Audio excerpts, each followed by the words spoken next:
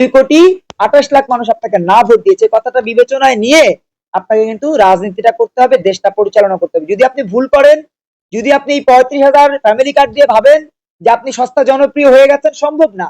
আপনি খাল খননের নামে এই যে টাকা লোপাট করার ব্যবস্থা করে দিচ্ছেন, যুব দলের নেতা, ছাত্র দলের নেতা, স্বেচ্ছাসেবক দলের নেতা, তারপর শ্রমিক দলের নেতা, এইগুলো করলে কিন্তু আলটিমেটলি সস্তা জনপ্রিয়তা হয়তো আপনাকে কেউ দেখাতে পারবে, কিন্তু আলটিমেটলি দিন শেষে তাসের ঘরের মতো আপনার এই সরকারও ভেঙে পড়বে।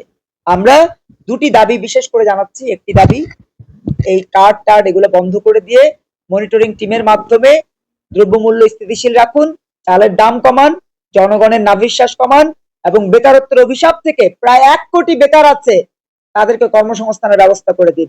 সেই সাথে আমাদের সংবাদ যোদ্ধাদের পক্ষ থেকে একটা দাবি আমরা জানাতে চাই, সেটা হচ্ছে সংবাদ যোদ্ধা যারা রয়েছে, বিশেষ করে ইউটিউবে, সামাজিক যোগাযোগ মাধ্যমে যারা বিভিন্ন ভাবে ইনফ্লুয়েন্সার বলেন, অ্যাক্টিভিস্ট বলেন, ব্লগার বলেন, বা আপনার সত্যিকার অর্থে যদি সংবাদ কর্মী বলেন, যেই দিক থেকে বলেন, তাদের ব্যাপারে আমরা নতুন ধারা বাংলাদেশ এনডিবির পক্ষ থেকে প্রণোদনা চাই। এটা নতুন ধারা বাংলাদেশ এনডিবি এ কারণে বলছে যে আপনার একজন মন্ত্রী ইতিমধ্যে বলেছেন অনুমতি ছাড়া সংবাদ প্রকাশ করা যাবে না। আমরা বলতে চাই, আমার সামনে যেটা পড়বে সেটাই আমি প্রকাশ করব, এটাই হচ্ছে সুষ্ঠু সংবাদ প্রবাহ নির্মাণের ধারা। এই ধারাকে ব্যাহত করবার চেষ্টা করলে জনগণ ফুঁসে উঠবে।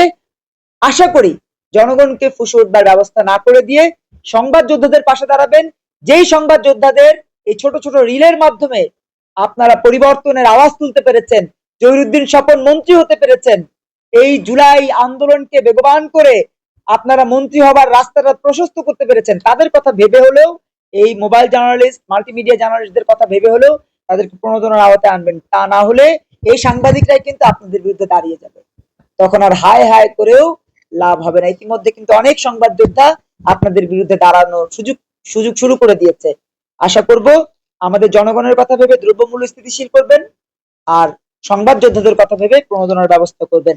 সেই সাথে মাজার ভাঙা সহ যেখানে যেভাবে ধর্মীয় উন্মাদনার এই প্রক্রিয়াগুলো তৌহিদি জনতা করছে, সেই তৌহিদি জনতাকে চিহ্নিত করে, সেটা যদি ডাক্তার শফিকের সন্তানও হয়, তাদেরকে চিহ্নিত করে আইনের আওতায় আনবেন। এই দাবি জানিয়ে আমাদের আজকের আয়োজনের সংবাদ সম্মেলন শেষ করছি।